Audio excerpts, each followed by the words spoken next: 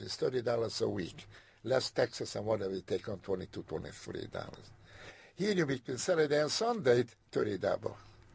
Plus your food, you eat and you get something to take home. And I did that for a while, till his business got to that. Those days had only certain amount of kosher caterers. Today it's more caterers than guests. I'm not sorry I came here. I tried to be honest, and I believe I was honest. And I don't, and of course the relatives. Had I gone anywhere else. In Israel, I had one cousin and an uncle who passed away since then. In Canada, Australia, Germany, France, you name it, I didn't know a soul. Mm-hmm. Mm-hmm. So this was the not only best, but a logical way to come. Whatever left in relatives, here they are. Mm-hmm. And so I'm definitely not sorry that I came here. Mm-hmm. And how has the experience of the Holocaust changed in your mind, in your thinking about it and reflecting on it over the time since it's passed? Do you think you've healed in some ways, or do you... Partially, yes. Totally, no. This Holocaust remembrance, the Holocaust experience, the survival, the struggle, the whatever, gonna stay with me till they put me 6 feet on the ground. You cannot do this. A bad dream you can forget, perhaps temporarily. But this is more than a bad dream. This is in you. This is a part of your system. I remember the beginning of our marriage, sometimes I would sit and be morose or moody, and my wife would look at me. She wouldn't say a word, just get out of the room and leave me alone. Especially as I mentioned before, around late or early June when my Yorkshire days are coming over. You cannot do it. My younger daughter, she wants me, I should do it, in fact. I should write down my memories. Mm-hmm. I'm looking for a ghostwriter. I know how it works out, how much it costs or whatever. Because I told her I'm no Scott Fitzgerald, I'm no Hemingway, and I'm no Glitch, I don't know how to write. He said, don't worry, I'm going to edit it, Daddy.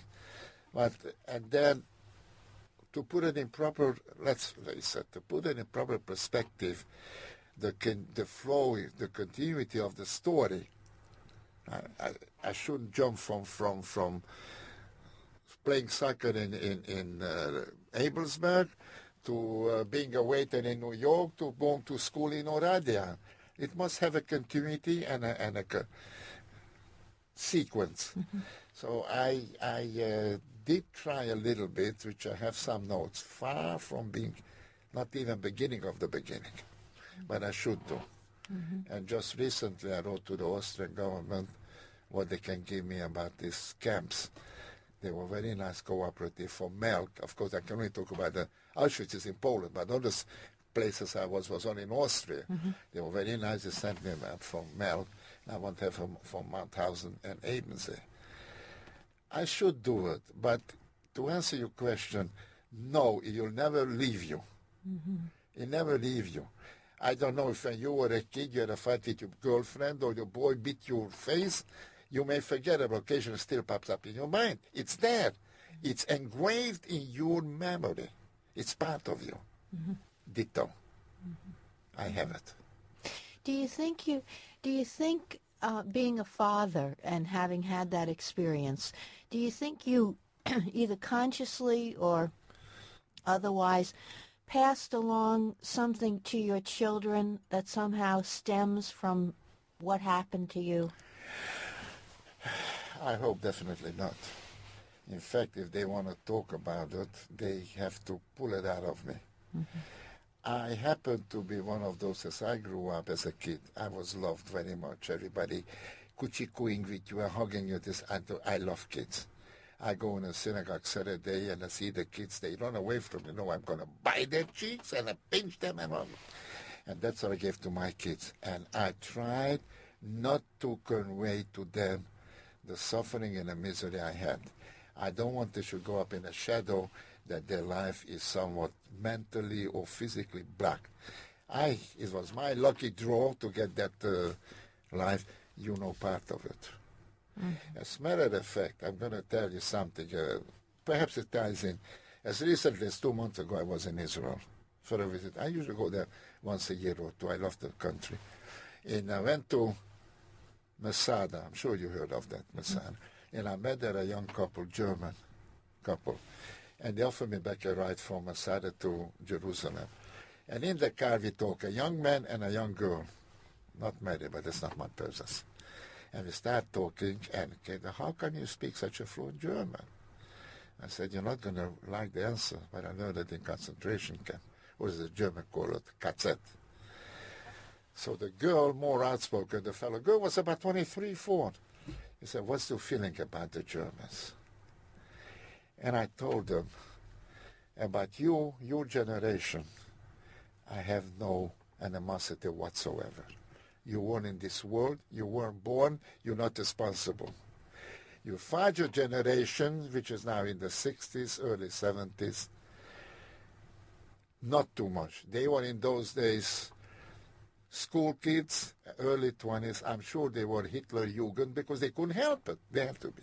But your grandfather, I would kill every one of those bastards with my bare hand. So the fellow looks at me, doesn't say anything. Marina says, you know, I understand you. So I'm sorry, excuse me. The father's generation would be now the 70s or late 70s. Right. The parents which are around 40, 50s, they were just growing up. They were the Hitler Jugend, but they couldn't help it. They have to go to school. But the grandparents, I would kill every one of them without remorse, without feeling, and would give me a pleasure. It wouldn't do me any good, but at least. You know?